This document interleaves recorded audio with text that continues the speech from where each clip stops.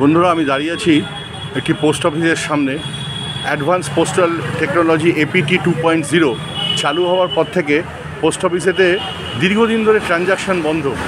না কেউ টাকা তুলতে পারছেন, না কেউ কোনো রকম ট্রানজ্যাকশান করতে পারছেন, না ইনভেস্ট করতে পারছেন। আমার বক্তব্য হচ্ছে, এই যে নতুন টেকনোলজি চালু হলো, এর ফলে একসঙ্গে এতগুলো পোস্ট অফিস কী করে বসে যায়।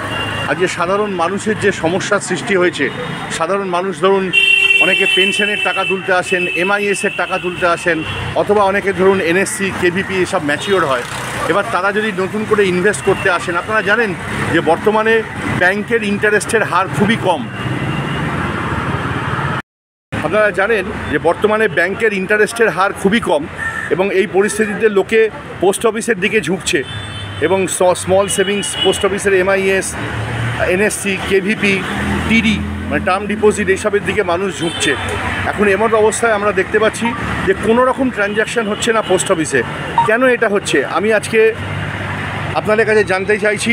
যারা পোস্টাল ডিপার্টমেন্টে আছেন, হায়ার অথরিটিস, তাদের কাছে আমরা বলছি, এই যে মানুষের আজকে যে সমস্যা, মানুষের আজকে যে যন্ত্রণা টাকা পয়সা তোলার ক্ষেত্রে বা নতুন ইনভেস্টমেন্টের ক্ষেত্রে, যেহেতু এখানে একটু ইন্টারেস্টের হারটা একটু লুক্রেটিভ বা একটু লোভনীয় ব্যাংকের থেকে তুলনামূলকভাবে, সেখানে কেন একসঙ্গে এত মানুষের সমস্যার সৃষ্টি করছেন, এটা নিশ্চয়ই দেখার দরকার আছে।